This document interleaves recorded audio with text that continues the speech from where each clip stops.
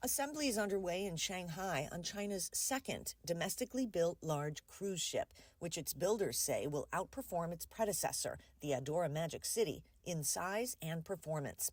The new cruise ship will measure 341 meters in length, 17 meters longer than the Adora Magic. It will accommodate up to 5,232 passengers in 2,144 staterooms. Besides bigger indoor and outdoor spaces for passengers, the new ship will be equipped with more advanced environmental protection systems. The second ship also has some advanced equipment. For example, our refrigerant medium uses carbon dioxide, the first of its kind in the world. It offers significantly larger indoor and outdoor spaces for an enhanced guest experience.